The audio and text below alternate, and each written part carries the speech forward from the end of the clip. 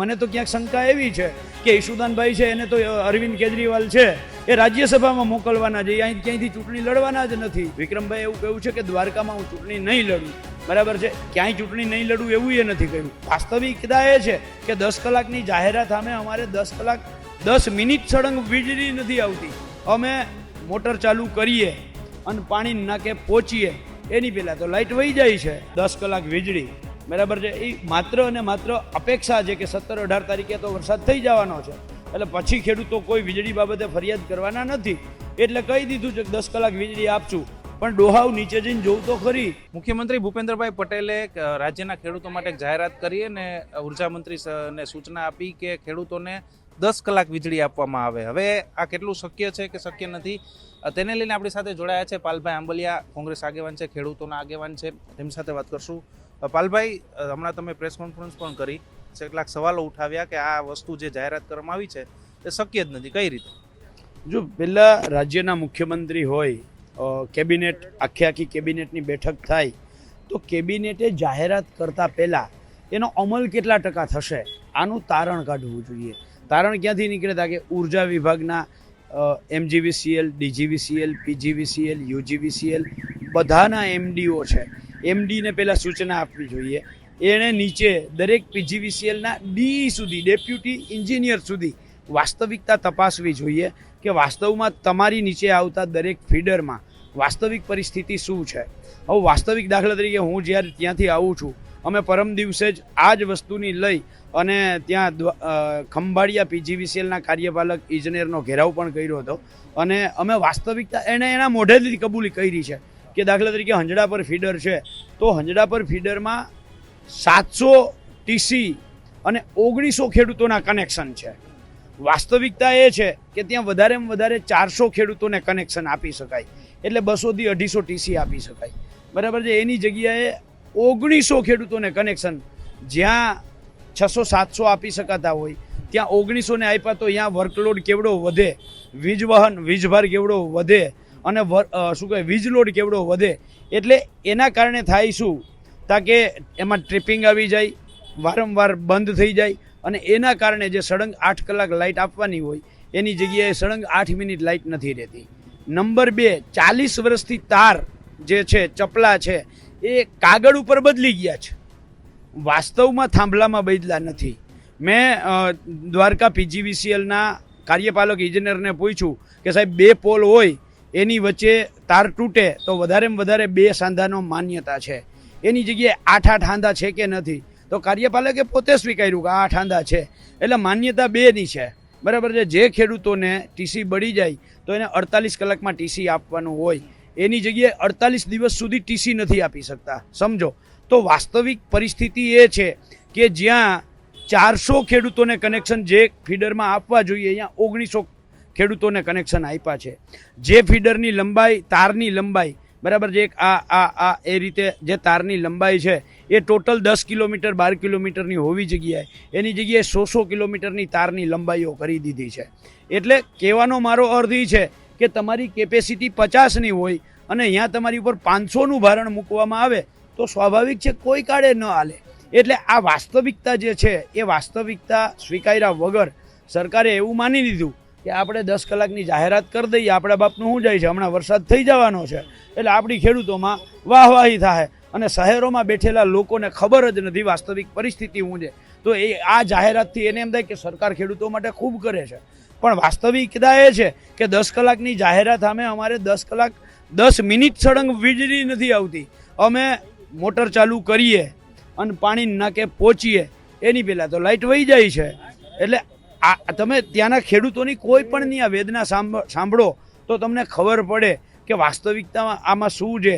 કેટલાક ખેડૂતોએ તો પરમ દિવસે એવું કહ્યું કે અમારું 20 વીઘા ભાગે તમે રાખો, બરાબર છે. કેટલાક ખેડૂતો એવું કહ્યું કે આના કરતાં તો આત્મહત્યા કરી લેવી સારી. એટલે આ જે સરકારની આ જે સ્થિતિ છે, બરાબર છે, એ તાગ મેળવ્યા વગર સારું થયું એવું ના કહ્યું કે 25 કલાક વીજળી આપશું. બાકી તો આ સરકારે એમ કહી દે કે અમે 25 કલાક વીજળી આપશું. જેમ પોરબંદરની અંદર 24માંથી 36 કલાકના કામો થયા છે, એ અગાઉ 2018માં જામનગરની અંદર સુજલામ સુફલામમાં 24માંથી 36 કલાકના કામો બિલ ઉધારાયા છે. તો આ સરકારનું નહીં 24 કલાકમાંથી 25 કલાક વીજળી આપવાની જાહેરાત કરે તો એમાં કંઈ નવાઈની વાત નથી. તમે જે ટેકનિકલ કારણો કીધા કે વીજળી વિતરણ આ શક્ય જ નથી, આ સરકારે જે જાહેરાત કરી એ તમે જે દ્વારકા ખંભાળિયાની રજૂઆતની વાતો કરી એ વિસ્તાર પૂરતું સીમિત છે કે પછી આખા ગુજરાતમાં આવું જ છે? જો હું દ્વારકા અને જામનગર જિલ્લામાં રહું છું, ત્યાં વધારે ફરું છું, પણ હારે હારે હું આખા ગુજરાતમાં ફરું છું અને હારે હારે આખા ગુજરાતમાંથી ખેડૂતોના ફોન મેસેજ પણ આવે છે. એટલે માત્ર ત્યાં એક પરિસ્થિતિ નથી, આખા ગુજરાતમાં 80% પરિસ્થિતિ જે છે એ મેં કહ્યું એવી છે. 20% પરિસ્થિતિમાં નિયમો અનુસારના ક્યાંક ફીડરો હશે અને નિયમો અનુસારના કનેક્શન આપ્યા હશે. બાકી બધી જ જગ્યાએ ઓવરલોડ છે, ઓવર વર્કલોડ છે. બીજું બહુ મહત્ત્વની એક વસ્તુ એ છે કે જે PGVCL, UGVCL, DGVCL, MGVCL પાસે ચેકિંગ કરવા માટે 50 ગાડીઓનો કાફલો છે, 500 માણસોનો સ્ટાફ છે. એ જ PGVCL, UGVCL, DGVCL, MGVCL પાસે જ્યારે ખેડૂત ફરિયાદ કરે છે ત્યારે એનું નિરાકરણ કરવા માટે ગાડી નથી, લાઇનમેન નથી. એટલે જોયા જેવું એ છે કે પહેલાં તો ઓવરલોડ આપ્યો છે અને પછી એમાં સુધારો કરવો જોઈએ. જે ફરિયાદો નિવારણ કરવી જોઈએ એ નિવારણ કરવા માટેની એમની પાસે કોઈ વ્યવસ્થા નથી. એટલે શું આપનું માનવું એવું છે કે આ માત્ર એક મીડિયામાં હાઇલાઇટ લેવા માટે, લોકોમાં વાહવાહી મેળવવા માટે જ આ જાહેરાત કરી દેવામાં આવી? મને હમણાં જ એક મીડિયાના મિત્રએ કહ્યું કે હમણાં સરકારે અહીંયા રાજકોટમાં ખેડૂતો માટે નર્મદાના નીર આપવાની જાહેરાત કરી. હવે તમે સમજો, ચોમાસે નર્મદાના નીર, બરાબર છે, અને અત્યારે ચોમાસે 10 કલાક વીજળી, બરાબર છે. એ માત્ર અને માત્ર અપેક્ષા છે કે 17-18 તારીખે તો વરસાદ થઈ જવાનો છે, એટલે પછી ખેડૂતો કોઈ વીજળી બાબતે ફરિયાદ કરવાના નથી. એટલે કહી દીધું છે કે 10 કલાક વીજળી આપશું. પણ ડોહાવ નીચે જઈને જોવું તો ખરી કે 10 કલાકની જગ્યાએ 10 મિનિટ સાતત્યપૂર્ણ વીજળી જાય છે ખરી, બરાબર છે. એટલે પહેલાં તળિયું જોવું જોઈએ. તળિયું જોયા વગર માત્ર જાહેરાતો કરે છે. જેમ જમીન માપણીની અંદર થયું છે, જમીન માપણીમાં તળિયા ઉપર આખી પરિસ્થિતિ અલગ છે અને જાહેરાતો ત્યાંથી કંઈક અલગ થાય છે. પાલભાઈ, હવે તમે હાથમાં આવ્યા છો તો બીજા પણ વિષય, આ વિષય સિવાયના પણ એક બે પ્રશ્ન પૂછવા છે. હવે તમે આમ તો એક્ટિવ જ છો, પરંતુ હવે થોડાક સમયથી ખંભાળિયા દ્વારકામાં લોકોના પ્રશ્નો લઈને ખેડૂતોના પ્રશ્નોને લઈને વધારે એક્ટિવ થઈ ગયા છો. એટલે હવે એક બાજુ વિક્રમભાઈ માડમે પણ જાહેરાત કરી દીધી છે કે હવે તેઓ ખંભાળિયાથી ચૂંટણી નથી લડવાના, દ્વારકામાં પણ કોઈ મોટો ચહેરો નથી. તો શું પાલભાઈ આંબલિયા છે 2027માં ખંભાળિયા અથવા દ્વારકાથી ચૂંટણી લડતા જોવા મળશે? જો 2017માં મેં વિધાનસભાની ટિકિટ માંગી હતી, 2022માં માંગી હતી, 2024માં માણાવદર બાય ઇલેક્શનમાં મેં ટિકિટ માંગી હતી, પાર્ટીએ નથી આપી. અને 2022માં જ્યારે મને ટિકિટ ન મળી ત્યારે ભાજપ હોય કે આમ આદમી પાર્ટી હોય, બંને પક્ષોએ થાય એટલા પ્રયત્નો કર્યા કે અહીંયા આવી જાઓ, અમે તમને ટિકિટ આપીએ, બરાબર છે. પણ હું ધારાસભા કે સંસદ સભ્ય એ મારો ધ્યેય નથી. હું આઈડિયોલોજીથી જોડાયેલો માણસ છું, બરાબર છે. પાર્ટી ટિકિટ આપશે તો બેશક લડશું. પણ જે તમે કહ્યું કે હમણાં થોડાક સમયથી દ્વારકામાં વધારે એક્ટિવ થયા છો, તો પહેલાં મારી પાસે કિસાન કોંગ્રેસની જવાબદારી હતી, એટલે આખા ગુજરાતમાં ખેડૂતો માટે લડતો હતો. અત્યારે પાર્ટીએ મને દ્વારકા જિલ્લાનો પ્રમુખ બનાવ્યો છે, એટલે દ્વારકા જિલ્લાની મારી જવાબદારી ફિક્સ થઈ ગઈ છે કે દ્વારકા જિલ્લામાં જ મારે લોકો માટે, જે રાહુલજીએ કહ્યું છે કે ચૂંટણી હારો જીતો એની ચિંતા મૂકી દો, તમે પીડિતો, વંચિતો, ખેડૂતો, દલિતો, માઇનોરિટી આના પ્રશ્નો માટે કેટલું લડો છો. લોકોના દિલ જીતશો તો ચૂંટણી તો ઓટોમેટિકલી તમે જીતી જ જશો, બરાબર છે. આ જે વાત છે લોકોના દિલ જીતવાની વાત, લોકોના કામ કરવાની વાત, કામ કરીએ છીએ.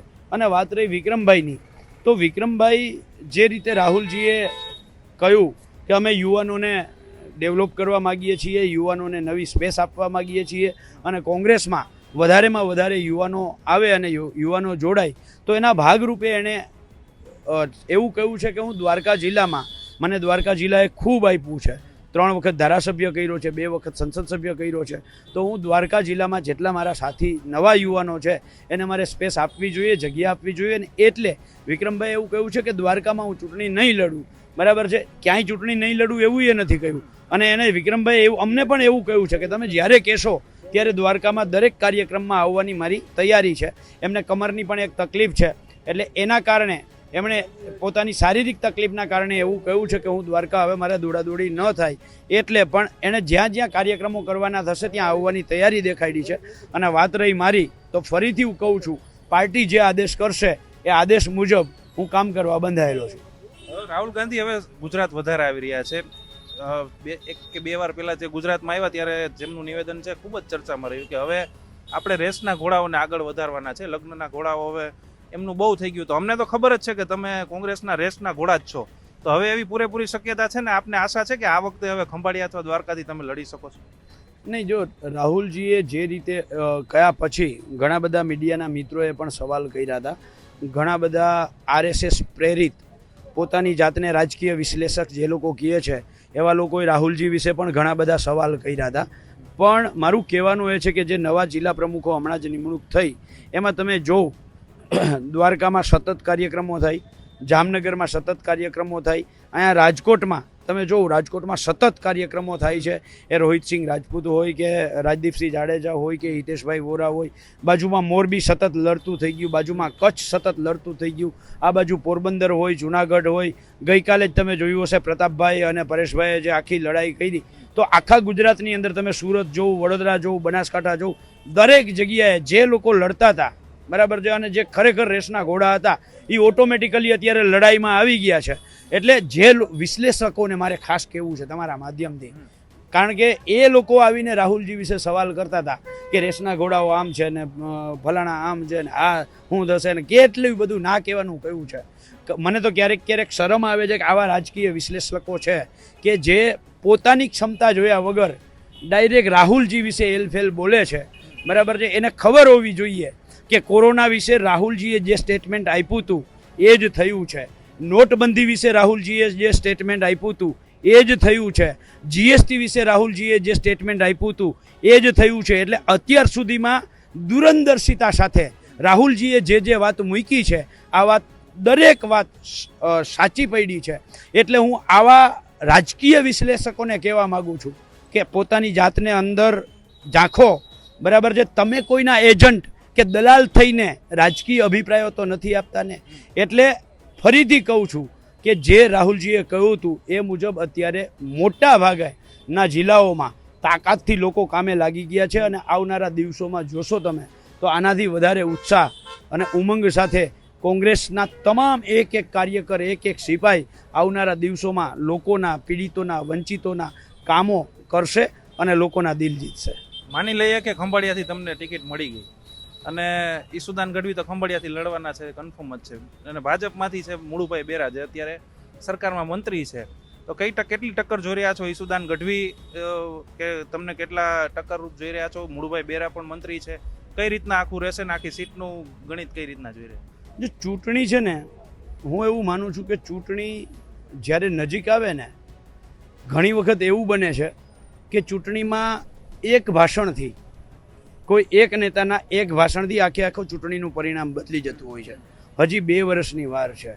અત્યારથી કોણ ક્યાં કેવી રીતે લડશે? કોંગ્રેસે ચાલુ કરી જ દીધી છે. રાહુલ ગાંધી સતત આવી રહ્યા છે, ગુજરાત ઉપર ફોકસ કરી પણ લડીએ છીએ ને, તૈયારી કરીએ છીએ, પણ એની ભવિષ્યવાણી કરવી અત્યારથી કે કોણ ક્યાં ચૂંટણી લડશે અને કોણ ત્રિપાખીઓ જંગ થશે બરાબર છે, એ અત્યારથી ભવિષ્યવાણી. મને તો ક્યાંક શંકા એવી છે કે ઈશુદાનભાઈ છે એને તો અરવિંદ કેજરીવાલ છે એ રાજ્યસભામાં મોકલવાના છે, અહીં ક્યાંયથી ચૂંટણી લડવાના જ નથી. હજી ધારાસભ્ય કોઈ દી નથી, આ સાંસદ નથી, સીધા રાજ્યસભા મોકલી દે.